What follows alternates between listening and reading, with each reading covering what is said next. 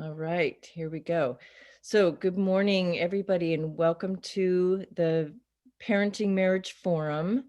Um, as you guys know, I'm Susan Pease Gadoua, and I am the founder of the Parenting Marriage concept in the formal way, because I will say that the parenting marriage in the informal way has been around for a long time. There are a lot of people who have done the parenting marriage by default rather than by design. And so in the mid 2000s, when we had the recession, there were people who couldn't afford to leave, and they basically had to get creative in staying in their marriage. So, and some of them didn't want to leave because they had kids. And that's basically the premise of the parenting marriage. Is it's for people who maybe wouldn't stay married if they didn't have kids because the romantic partnership is gone, but they want to stay married and keep the family unit together for the kids. And so basically what I realized was, why can't people stay for the kids? What's wrong with that? This is basically a throwback to how we used to marry. It used to be much more purpose driven than emotion driven. So what we do now is we put a lot of emphasis on being in love and feeling love rather than having marriage be more functional. And the book that I co-authored with Vicki Larson in 2014 called The New I Do, we did a lot of research on what was really happening in marriage. And we realized that there were 7 different alternatives to the traditional marriage that were going on informally.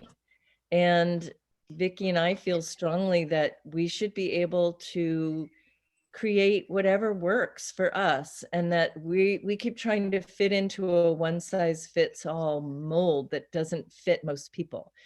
And so I definitely encourage everyone to find what works for you and your spouse and make it work.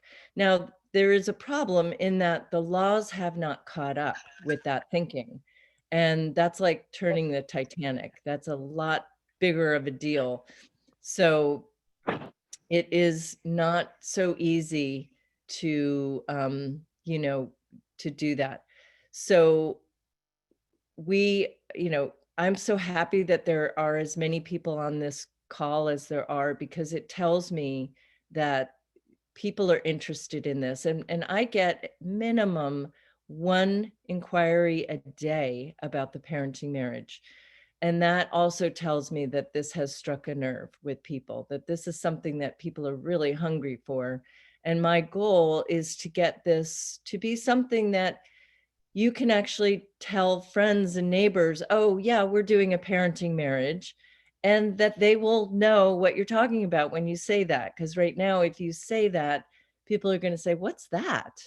And so my goal is to make it a commonplace, everyday occurrence that nobody's, embarrassed or ashamed to be doing. And one of the arguments that I have for people about doing it who are very stuck on the traditional mindset is, if you knew that every other person on your street was doing this, would that make it more acceptable or palatable for you? And generally speaking, people say yes. If more people were doing it, I would feel better about doing it. Well, more people are starting to do it. And so I'm extremely excited. And so many people have told me that they feel like, oh my gosh, this is such a blessing. It's thank you so much. This is the answer I've been looking for. And the biggest issue that people have is the shame that they have felt that their traditional marriage isn't what it used to be. And I mean, there are just so many people. I have hundreds and hundreds of people at this point who have either gotten the workbook and the webinars, or who have attended the forums.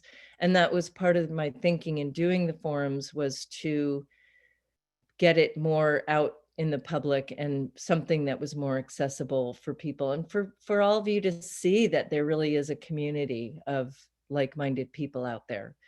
So I am just, again, so grateful that you're all here. And Susannah Malek is the speaker today. She doesn't love doing live talks, so I agreed to let her pre-record her talk. And so I'm going to go ahead and get started with that. Are there questions? Kat, do you have a question? I saw you unmute. Okay, anybody have any questions before I get started? I am going to mute everybody. So, and I will say I may or may not, I'm not sure if I'm going to be able to see the chat. If you have questions, my recommendation is that you write them down on a piece of paper. And I am not Susannah, so I can't answer financial questions, but I may be able to give you some thoughts if you do have questions after this talk. So I'm going to go ahead and share my screen and get going here.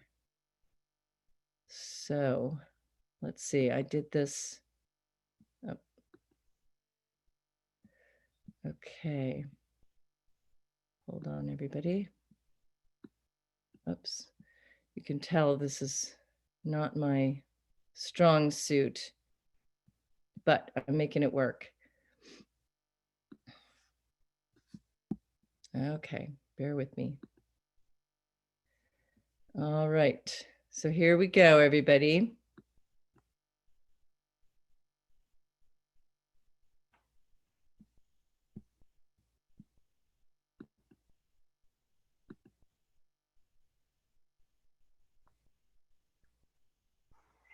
Hi, everyone. I'm Susan Pease Gadoua, and I'm the founder of the Parenting Marriage Concept and the Changing Marriage Institute. I'm excited to be here with Susannah Malek from Wellspring Divorce, and she's going to be talking today about how to deal with your finances when you're doing a parenting marriage. And a number of you have submitted questions ahead of time. And so I'm going to be asking Susannah those questions. And then Susannah, of course, anything that you want to add that maybe somebody didn't think about, certainly feel free to tell us about that. I would love to get a sense of your background. You're a Certified Divorce Financial Analyst. And how long have you been in practice, and what do you specialize in? Well, so I've been in practice since 2012. I came through into this career via my own collaborative course.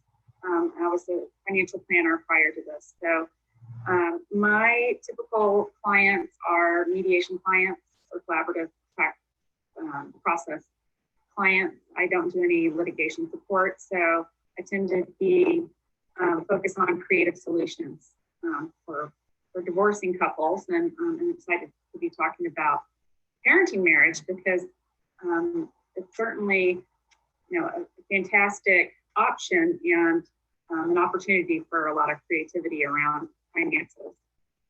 Exactly. Talk about it.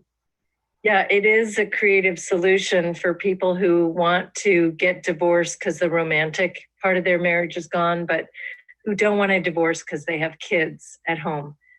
So it's also, this came out of the recession in the mid 2000s. Mm-hmm. And so it was something that I saw people doing to be creative and make the best of their financial situation. So I'm, just so happy that you're willing to be part of this today. So I'm going to go ahead and ask you the questions.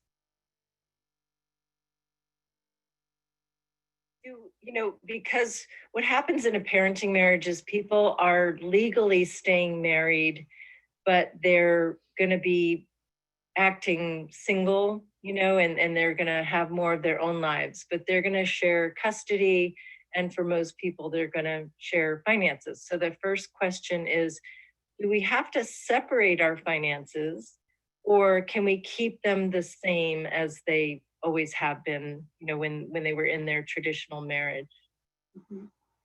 Well, obviously, I think that's an option. Either option is available to parenting marriage. I know in a lot of my cases, when there are long-term separation periods, even then, a lot of couples maintain the status quo, which means they pool their income together, they pay their household bills, and then they, either are saving or they're, maintaining their marital lifestyle. And a lot of times, especially when there's stress around finances, it's important to meet those, I think, head on. And I think by separating your finances, it alleviates a lot of conflict and stress. It is a bit of a process. I think it's important to, number one, disclose and be transparent about everything in your picture, whether it's your assets and debts or your expenses and income. And I think it's a real great opportunity to really dig into what your financial picture looks like. In a lot of cases, people will, at this point, decide, especially if you're maintaining a household together, you need to be clear about what those expenses look like and how those expenses will be paid.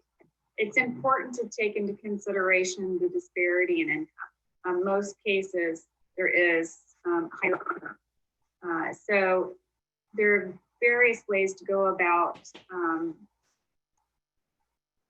how you divide those expenses in that income. And again, I think it's really important to, in this conversation, to have someone help you mediate that, actually, because I highly recommend any agreements around finances. I mean, unless there's a really high level of trust between the partners, especially if you're going to be dividing finances, to have some assistance with that, either legal or with a financial or both, or even with a coach, because there will be probably some disagreements about how all of that should be divided.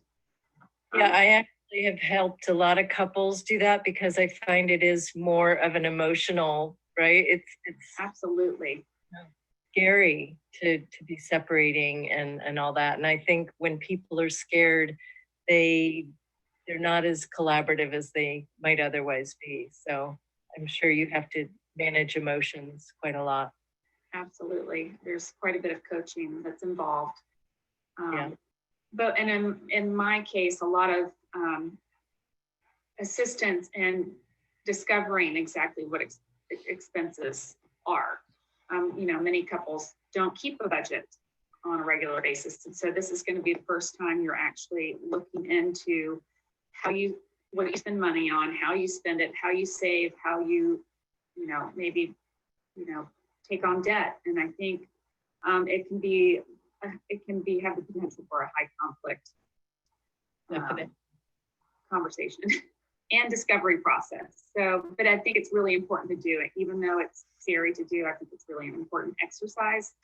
Whether you're doing a PM or if you're doing a post month or you're heading towards, divorce, it's actually required and mandatory to do this exercise. So you may as well go ahead and do it on the front end, and that will inform a lot of the decisions that you make together and how you structure your financial, picture. Right.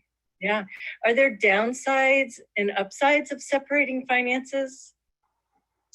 Well, I think the upsides are definitely the clarity and understanding, and each person can then move forward with their own values around money. I think by separating the two, it gives each person the opportunity to take their financial future in their own hands, so to speak. So if one party might be a saver and the other one's a spender, then the saver is going to feel a lot better about saying, oh, good, here is my income, here's what my expenses are, and here's what I get to save. Or if they want to go spend, go to Hawaii for 10 days, then they can do that as well. And that's not going to impact the other party.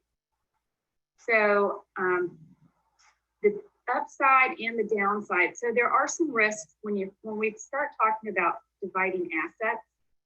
It gets a little tricky because, for example, if you say divide an investment account, and one party decides to sell all the stock in the account, that's going to trigger quite a bit of capital gains, is my guess. And that's going to impact both parties if they file taxes together. So if you're going to be making any major asset divisions, it's important to talk to your CPA or a financial advisor to make sure that it's not going to impact negatively the other party, because since you're still married, you're most likely going to be filing taxes married, filing jointly, because that is a benefit of staying married, is the lower tax rate.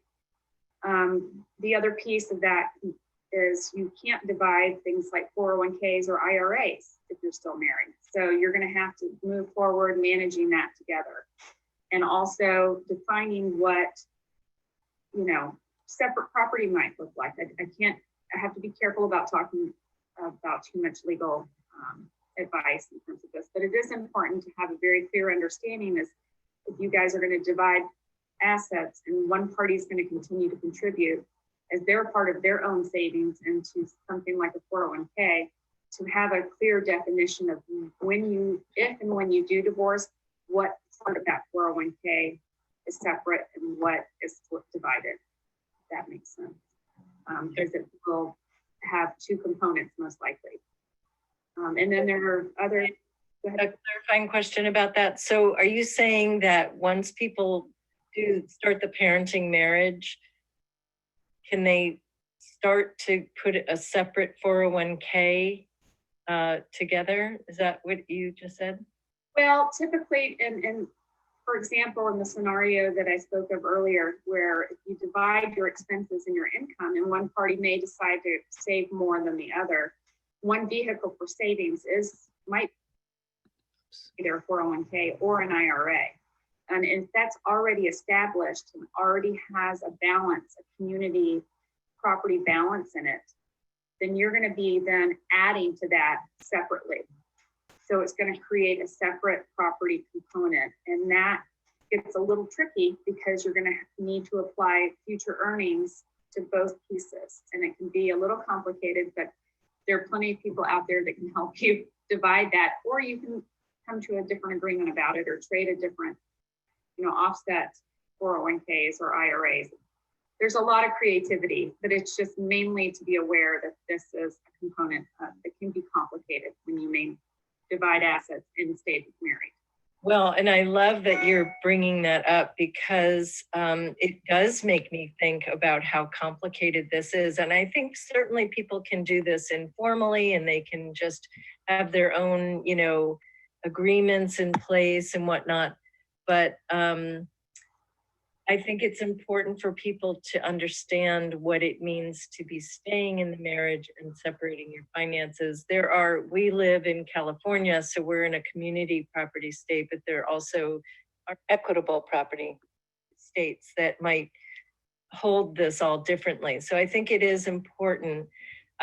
What you're saying is basically know what you're doing before you do it so that you don't have the disagreements or dashed expectations later on. Mm-hmm. Or surprises. Or surprises, yeah. Right. And I think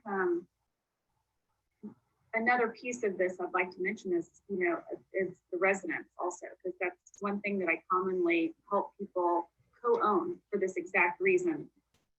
Because here in San Francisco Bay Area, it's really difficult to own two properties or even have two households because the real estate's so expensive. And so a lot of couples do maintain their primary residence for a period of time until their children graduate from high school.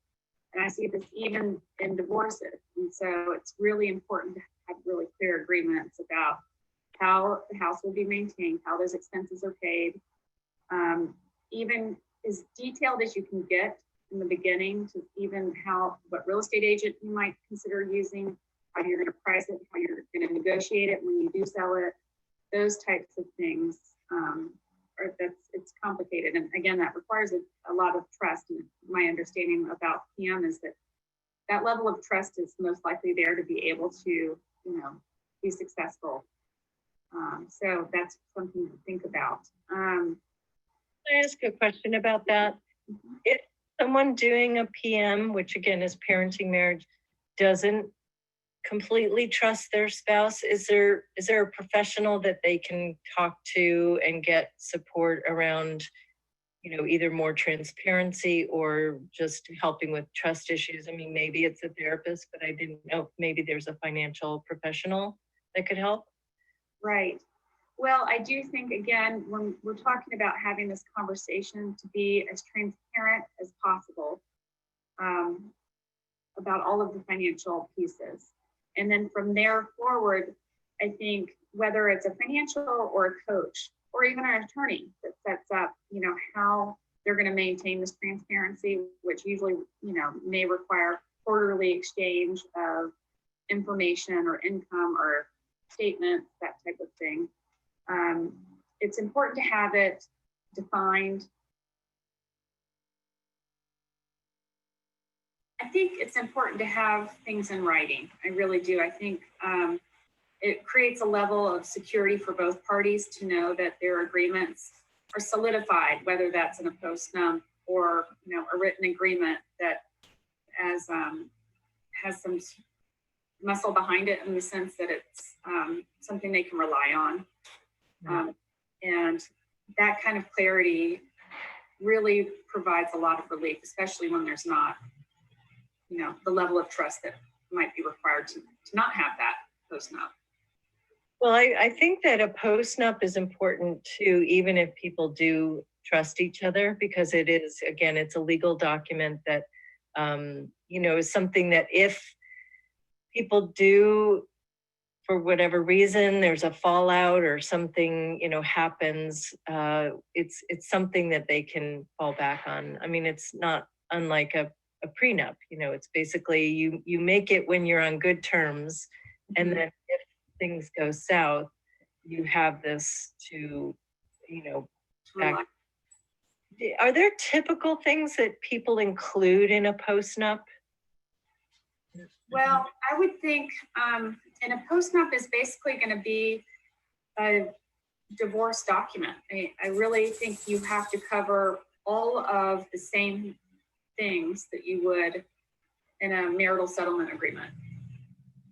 And the reason is that, you're going to talk about your asset division. You're going to talk about possibly what support looks like, because when we talked about that disparity in income, it may be that there needs to be an agreement on, spousal support or child support if the marriage does not work out.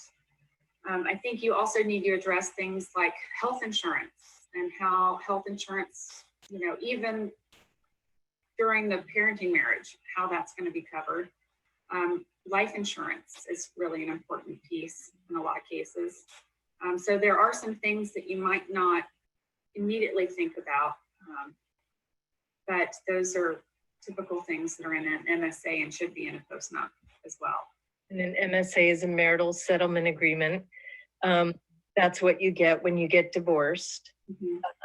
And so you mentioned health insurance, and I think if people are staying in their marriage, they should continue to have coverage. Is that right? That's correct. Yeah. So, because the insurance companies don't need to know that they're not having romantic relations anymore. They're legally still married. Exactly. Which is a benefit of staying married. Right. But again, I think it is important to not make assumptions. And if you're going to maybe err on the side of talking too much about things, getting too much clarity. Absolutely. I don't think there can be enough clarity or transparency or understanding of all the variables that come into play when you're arranging a financial separation and parenting marriage where you are maintaining a household together. I think there needs to be some real clear boundaries. Yeah. Usually. Yeah, absolutely.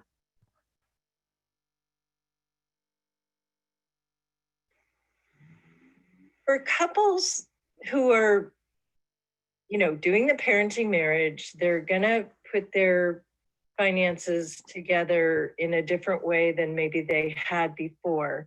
Is there a way that they can do it so that they're actually preparing in the event of a divorce?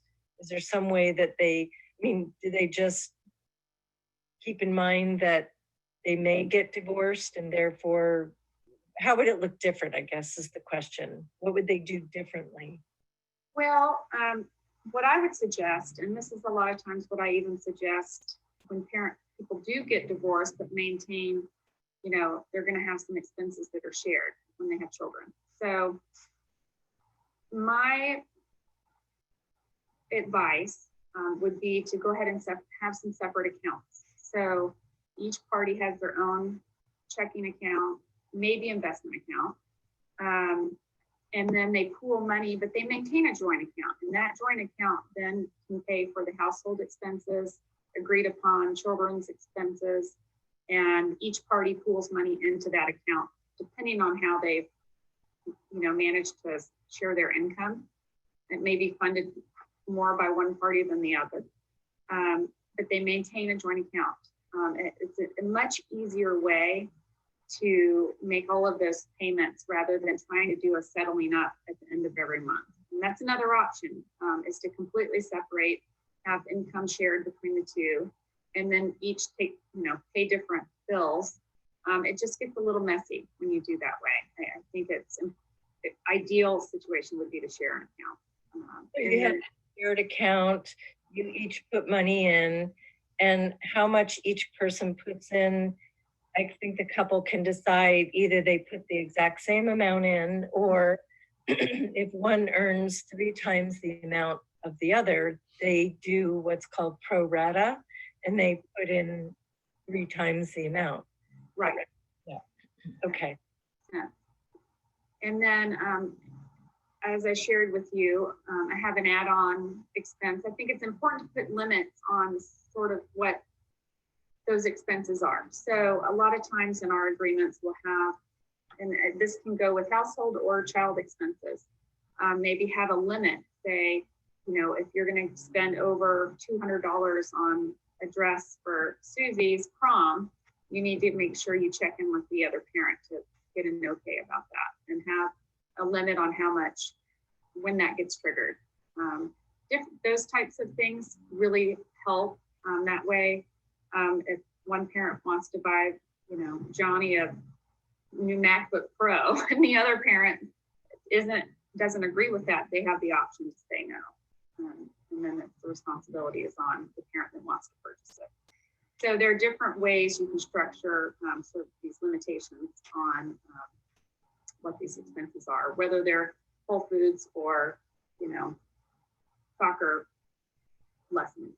So I think it's important to get really clear. Again, clarity. Clarity, can't say it enough. Exactly.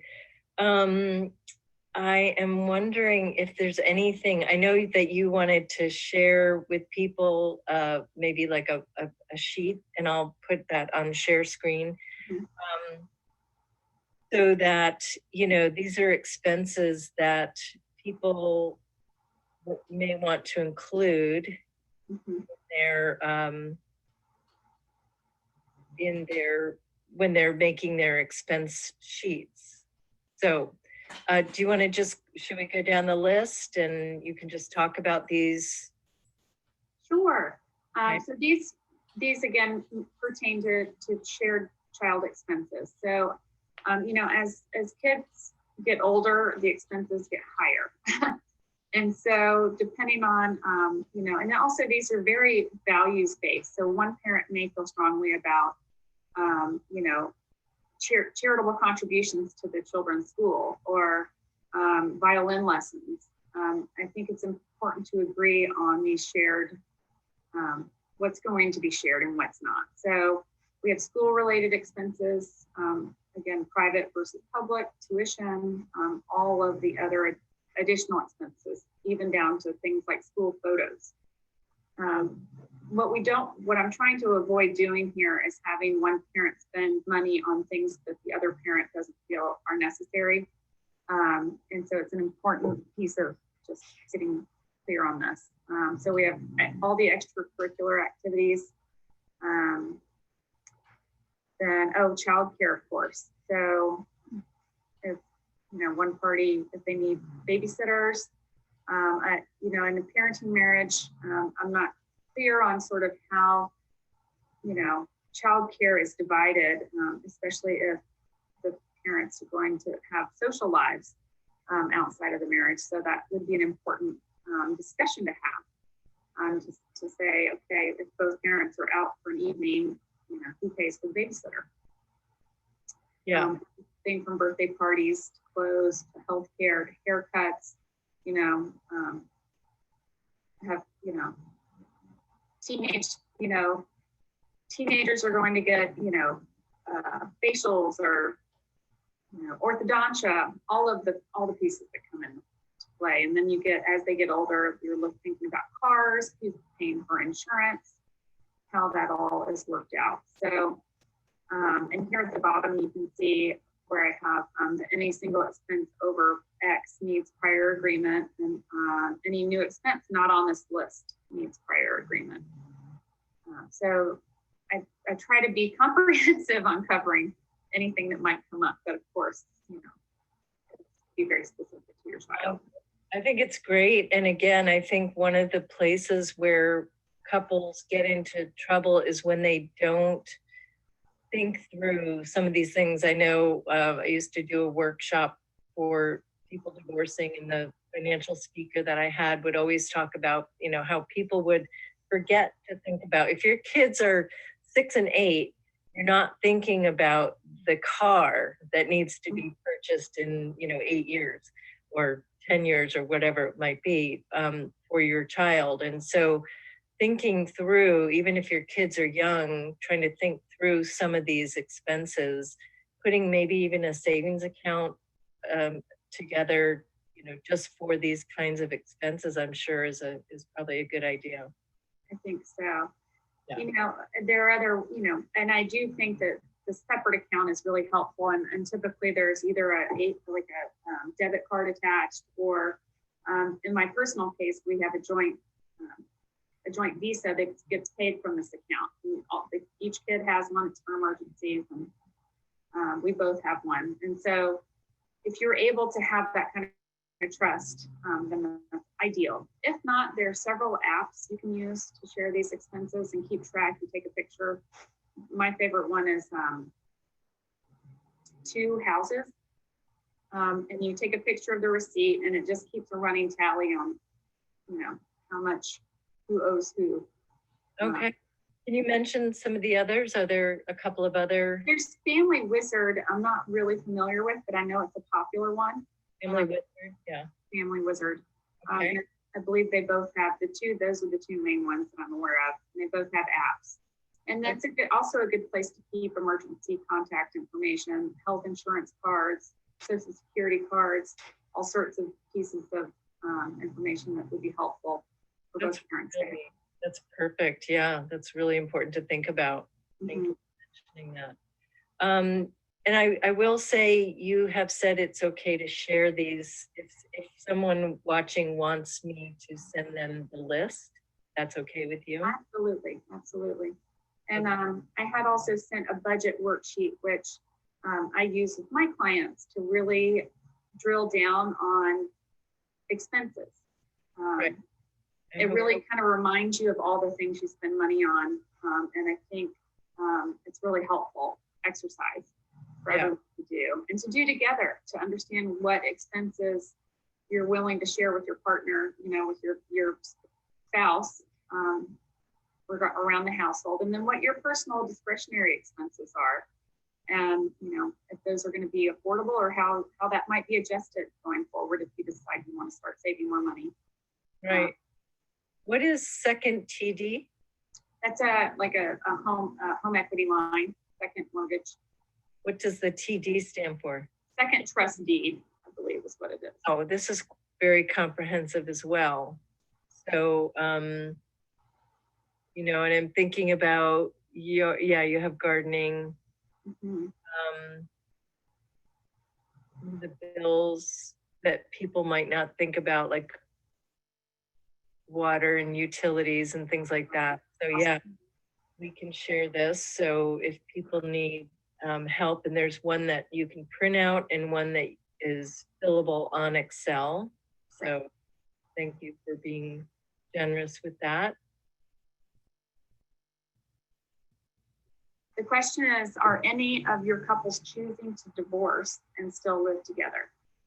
Is there a benefit in that? Like maybe the finances get more clearly delineated. So I would say the benefit of doing that is that the finances are delineated, absolutely. I think you can also then divide things like retirement accounts because you've got a divorce decree that will allow you to do that. The downside of that would be things like health insurance. You wouldn't be able to maintain for the other party if they didn't have their own coverage. And the tax implications of getting divorced may not be as advantageous as divorce. Now, if people are legally separated, which is a different process from divorce, are they able to get the other spouse's health insurance, or does it depend on the insurance coverage? You know, the insurance companies have gotten smart to that. So typically I tell people not to count on that being a possibility because the two main reasons to have a legal separation are either it used to be for health insurance and the other one is typically religious purposes. But I don't ever suggest doing that. The insurance companies are not allowing that anymore. So it's a little risky to try to go that route. Okay. So was there another question that was written in? How are couples separating their finances if they can't agree about money? Well, we sort of covered that before when we talked about, that might be the couple who has to get some professional support to do that. Mm-hmm. Generally speaking, people who are doing the parenting marriage, the best candidates for parenting marriages are the couples who get along, they co-parent well, they run the household well together. And really the only piece that is no longer in play is the romantic sexual aspect of the relationship. Right. And that's why they want to stay together. They don't want to have to blow up the entire, I liken it to a corporation where one department isn't working or isn't performing. You don't shut down the whole corporation to deal with that problem. You shut that department down and then you carry on with the rest of the business. Yeah. And that's basically what the parenting marriage is. Absolutely. Yeah. There's another piece that I was thinking of that's also important to consider, and that is the derivative benefit on Social Security. When you're married for 10 years or longer, one party automatically gets to choose either their own Social Security payment or half of their spouse's, and it doesn't negatively impact the higher earning spouse. So that's another reason that would be a benefit. Now, who knows if that's going to still be the case. You're saying a benefit in staying married at least till the 10-year mark. Yes. Now, if people had questions about Social Security, and thank you so much for thinking of that, who can they talk to? Are there professionals who help people understand what their Social Security benefits are? Is that something you do? It's not something I do. I imagine that there are. I do think I have clients that will call Social Security directly and ask questions. So that's always an option in terms of understanding, how they're filing and what their benefits are. So that's what I would suggest. Okay, and I imagine Social Security has a website that people can go to. Exactly. These couples in the event. So in a parenting marriage, people can do the parenting marriage for the rest of their lives if they want. They can do the parenting marriage until their kids reach a certain age. They can do it for 5 years. They can choose. One of the other things that I like about the parenting marriage is that they can pivot back to their marriage if they want to do that. And I have had people, I had one couple that said, if we're going to work this hard, we want to work on our marriage. And so they went back to the traditional marriage and worked on that. You can stay in the parenting marriage, and parenting marriage can be a step in the divorce process. So it helps soften the transition, and it can help kids in terms of spending time with each separate parent and getting a feel for what that's like. It can also help in this realm with the finances. So it can help parents appreciate what life will be like when, if and when they want to be on their own financially. It can just kind of soften that transition, right? Absolutely. And I think I think what I hear you saying is it's a baby step either way, really, in a sense. It's getting clear on, the marriage and which direction it's going. And I do think that it softens it by being able to have all these conversations and separate finances if you want to, or do a post-nup. And it takes that fear out of the equation. And I think sometimes, and you might have found this, once you get clear on one piece of it, especially if it's the stressful part of the marriage, financial clarity, and sometimes just that alleviating that piece of the stress makes everybody rest a little easier and be able to be high functioning for their children and maybe even each other. Absolutely. So I'm wondering, if we could talk a little bit more about, so you're a certified divorce financial analyst. Can you talk about what that is? And would that be something, I don't know if you're available to do consultations, and you may only be able to practice in California, but would it make sense for someone doing a parenting marriage to go see a CDFA, or would they go to a CPA or investment counselor? So maybe you can help us understand who would you go to for what issues? Right. I think a CDFA would be a great place to start. People with my certification, we specialize in helping put together a whole financial picture. We typically don't negotiate how that's going to be divided or how support might be structured, but we definitely lay the groundwork for that conversation.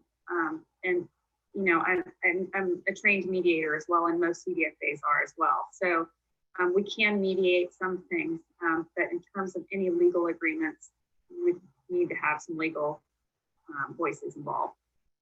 In terms of understanding the entirety of the tax ramifications, which I do think is probably one of the more complicating factors of staying married and separating finances, I think you would need to have your CPA involved to help educate you on what decisions you're making and how it impacts you as a couple and how that's going to all be divided. So I think there are definitely several people involved here that would be helpful. But I think a CDFA is a good place to start. And they're nationwide, so they're not hard to find.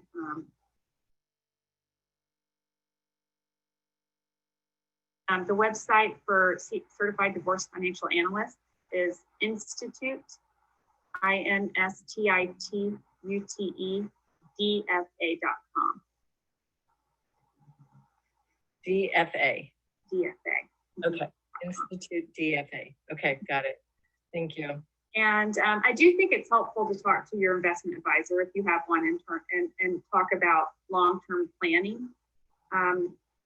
That's critical, especially if you're making agreements to separate. And you have to take into consideration not only the tax ramifications, but when you're dividing assets, there's different cost basis to different assets. And especially, when you're thinking about the house, if you stay married and sell the house, at this point, you each get $250,000 tax exclusion on any capital gains on the house. So it's important to talk to your investment advisor or your CDFA to make sure that when you're dividing assets, you're taking into consideration all of the cost basis components and tax exclusions. You want to maximize the money in your pocket. Right. It would be a really smart place to start. Okay. And then when somebody does get divorced, they have to go through all this again. So, you know, doing this for the parenting marriage will only help make the divorce process easier because you've already laid the groundwork. And I wonder if maybe there's something that happens in a divorce that people need to think through or think about in terms of dividing assets or finances. Well, I do think if you lay the groundwork with a prenup, that pretty much, lays the groundwork for the divorce and really does make it much easier. Depending on the amount of time between the prenup and the divorce, you're most likely going to have to complete the disclosure process again. And again, I'm speaking entirely for California right now, but I would imagine in most states you're going to have to go through a disclosure process and disclose all of these. Disclosure is basically when people have to say what their income and expenses are and their assets and debts. And provide documentation to support that. Absolutely. But in terms of divorce, I think if you go through the steps for post-nup, you're going to cover a lot of what you're going to need to cover it in a divorce. So I really don't think it's going to be that much different. Okay. Yeah. Great. Anything else that you can think of that, you know, people may want to consider when they're looking at their finances for a parenting marriage? I think offhand, I feel like we've covered quite a bit. There may be other questions that people have after they see this webinar. And so I wonder if you might be willing to do a part 2 if there are some more personal questions that people have. Absolutely. I'd be happy to. Thank you. Thank you so much for your time, Susannah. It's been great to, you know, have this information and get your expertise. So I really, really appreciate it. Thank you, Susan. I'm so excited about this movement. I think that's such a wonderful option for families. So yeah, I'm excited to hear about it. Thank you so much.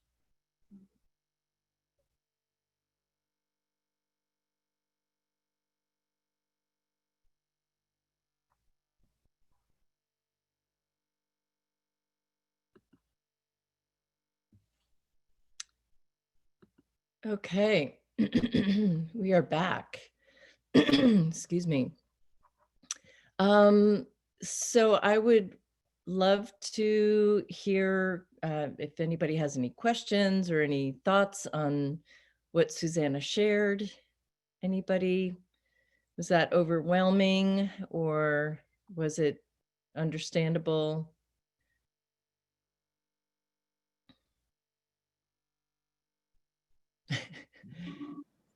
I think I'll go. I think for me personally, when I did consider, when I considered about a couple months ago on illegal separation, I met with an attorney, and I think what resonated with her and my attorney's conversations were the level of detail in writing, where she mentioned, future facial costs or future, I don't know, prom dress costs. And my attorney was very similar to that extent. He was like, you need to include each and everything that you're going to separate and include it in the document, which I was very surprised to see that there could be couples who would go to that extent to have arguments about getting a pedicure or something like that. So that's interesting. Yeah, and by the way, when I was filming this, the sheet that I was showing in the share screen was fully on the picture, in the picture. So I apologize that it was off a little bit, but absolutely the problems that couples get into with their finances, either in a divorce or in a parenting marriage when you're changing the agreements is the lack of clarity. And the professionals have seen all the fights that people have, all the disagreements because someone forgot to plan around the car, or those more minor everyday expenses like the pedicures and the facials and the, you know,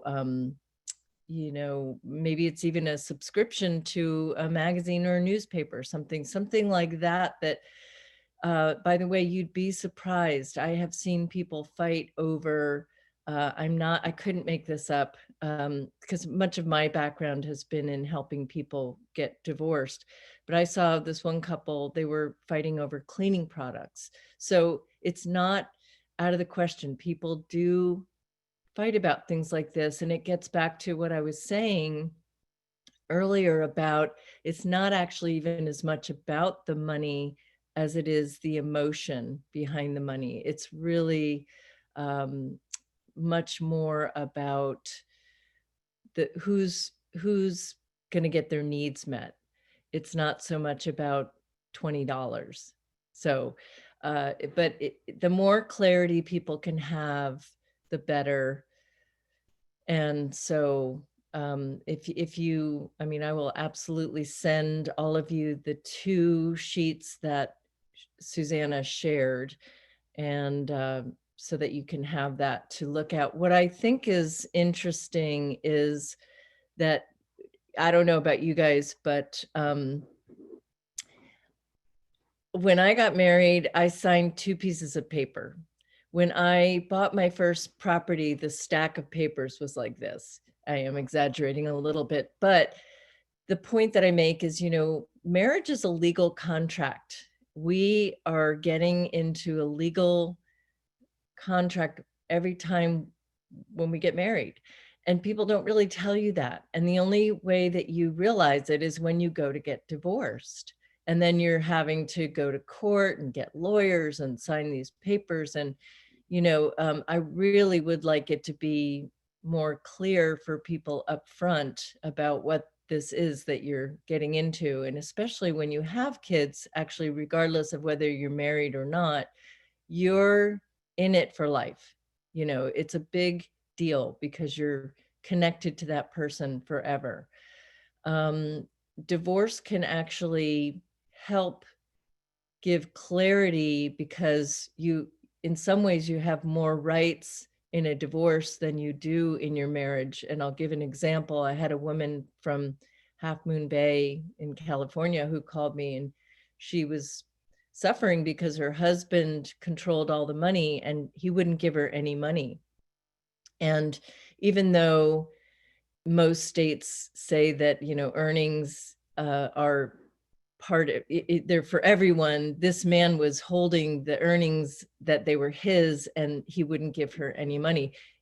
In marriage, there wasn't anything she could do about that. If she chose to get divorced, she would be granted some alimony.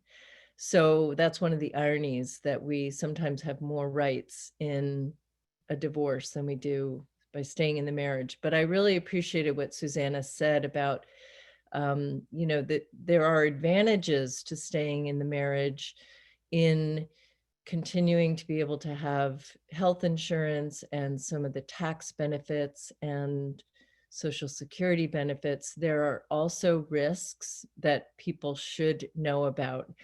And for example, if your spouse gets a DUI and you get sued, or your spouse gets sued, if you're still married, you could potentially, be on the hook for that as well. And I'm not a lawyer. Susannah's not a lawyer. So I definitely recommend that people get legal advice around that, so that you know exactly what risks you're taking, and you're taking them willingly. I mean, life is always a risk. Being married is a risk. So everything's also a trade-off.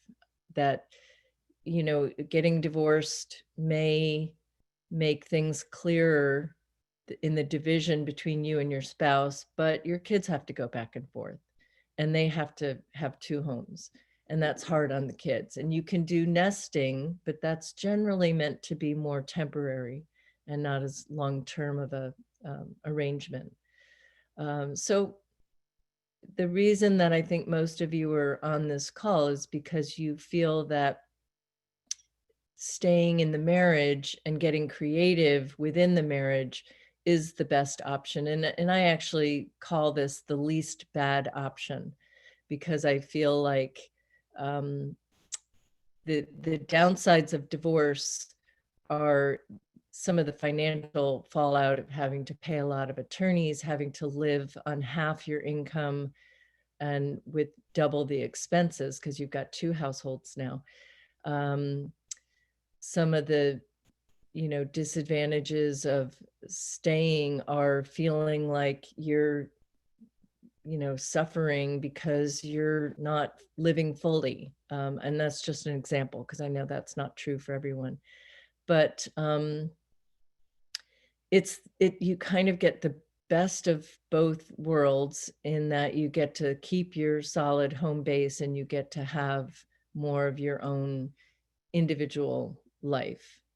So, but again, the laws haven't caught up. And so that's why you can't go to a lawyer and say, I want to do a parenting marriage and have them necessarily know what you're talking about. By the way, if you haven't heard the webinar by Mark Risa, which is part of the webinar intensive series, I highly recommend. He outlines quite a lot about the legalities of the parenting marriage. He's an attorney who's very forward thinking. And he and I are actually talking about getting more attorneys on board. But again, at this point and where we are, most attorneys would not understand what you were asking for. So the best solution legally for the parenting marriage in terms of getting clarity and dividing assets is the postnup. So the postnuptial agreement is the exact same thing as a prenup, but you're married. So a prenup you do before you're married, prenuptial, and a postnup is after you're married. So there's almost no difference in those. And again, I'm not an attorney, so an attorney could explain that better.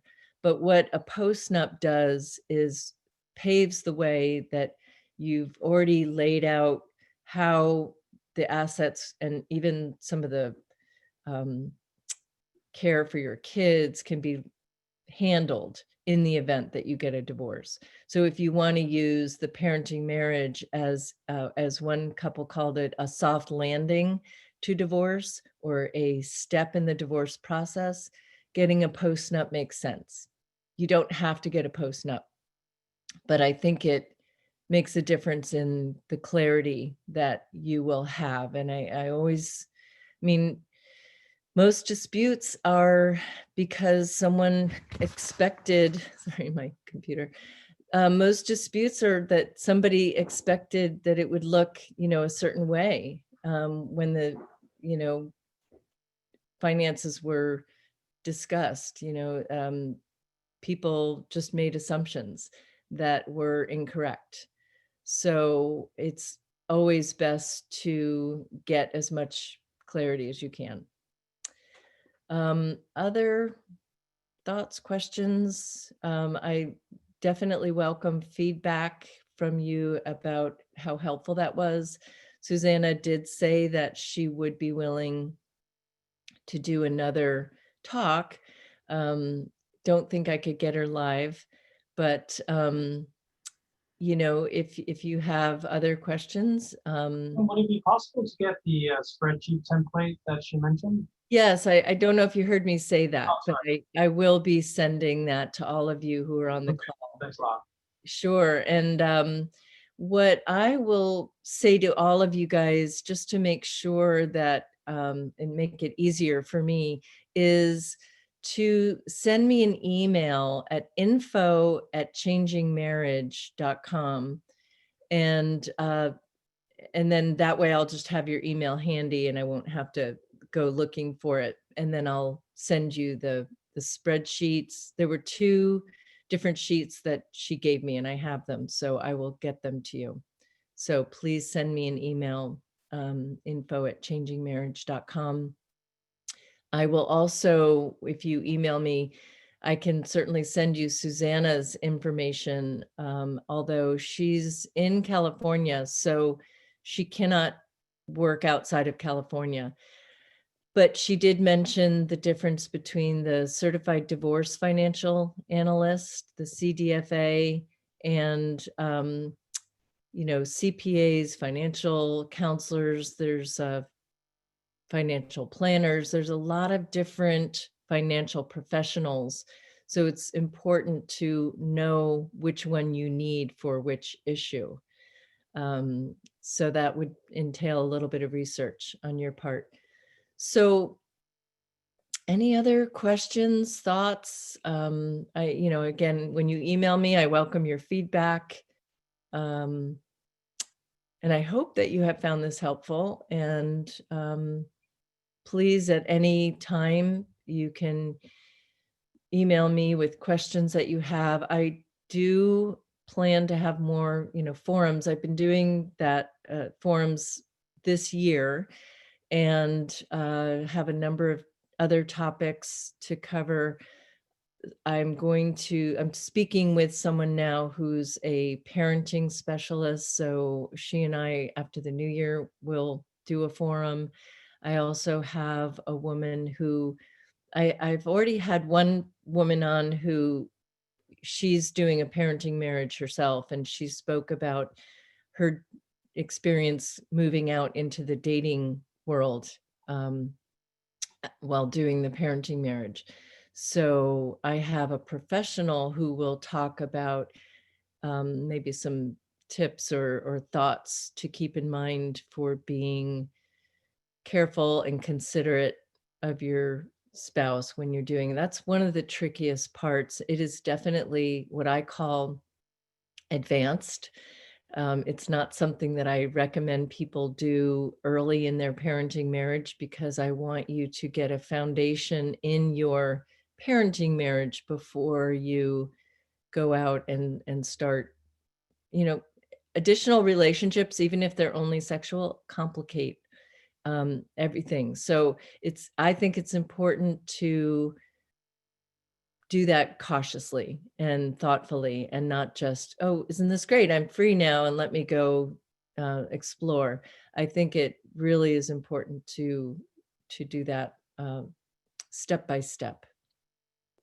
And that's just my thought, but we'll have an expert on about that as well. So other thoughts, questions, anything? I don't see anything in the chat. So, oh yeah, Susan, yes. I'm just saying thanks a lot for organizing this. Oh, great. You're welcome. Thank you for being here. Yeah. So, okay, well, enjoy the rest of your weekend. It's only Friday. I keep thinking it's Saturday, or rather Sunday. But thank you for being here. I'm always going to make myself available to answer questions. And I am continuing to train professionals, so there'll be more of therapists out there who understand this, and hopefully attorneys as well. And you're welcome. I see your comments. Thanks, you guys. Okay, take care.